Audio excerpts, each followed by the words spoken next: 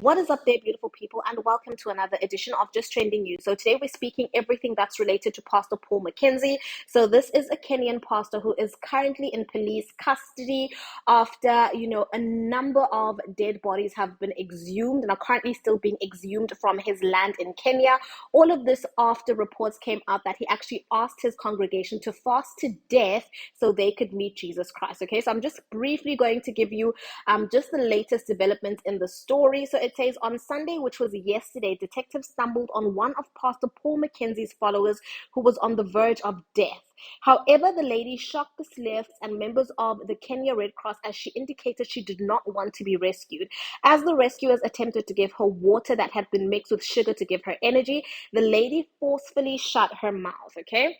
So the Directorate of Criminal Investigations, DCI, detectives on Sunday, April 23rd, exhumed 18 more bodies in Shakahola village, believed to be of Pastor Paul Mackenzie's followers, okay? So I believe that the current body count at this moment is 58, but this article was dated a bit back. So 6 bodies were found in 3 shallow graves. One grave had 3 bodies, another had 2, and the third one had 1. Hours later, 12 more bodies were found in 7 graves, raising the total number of exhumations to 39 bodies. But obviously, as of today, I think that number has risen to 58. So during the exercise, detectives stumbled on an elderly lady in one of the hideouts who was reportedly in a bad state. However, the lady shocked the slaves and members of Kenya Red Cross as she indicated she obviously did not want to be rescued despite being on the verge of death. So the lady refused to eat or to be treated. So as the rescuers attempted to give her water, she obviously forcefully shut her mouth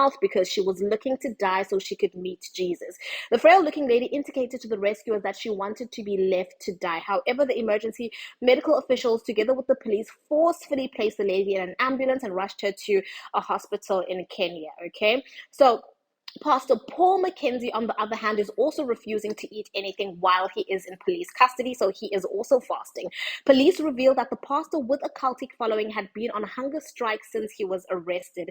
They stated that the cleric had objected to their attempts to give him a glass of water on the grounds that he was fasting and praying, okay? So on Friday, this past Friday, April 21st, DCI detectives started marking grave sites and exhuming bodies of believers suspected to have starved themselves to death. While rescuing Mackenzie's followers in Shakahola forest, the detectives stumbled upon 12 unmarked graves.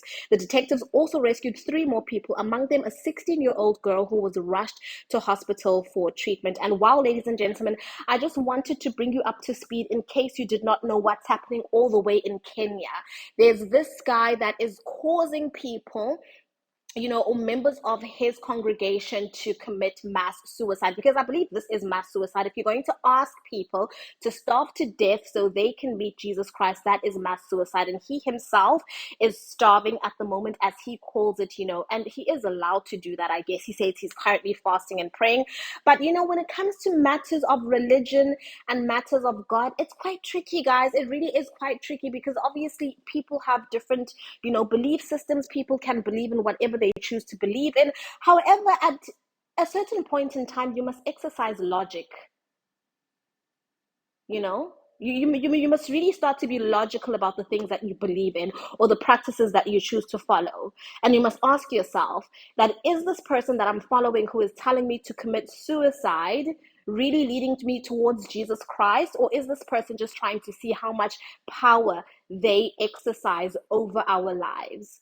I don't want to really dig deep into this, ladies and gentlemen. Tell me what you think about all of this in the comment section, my darlings, and I'll see you in my next upload. Goodbye, lovelies.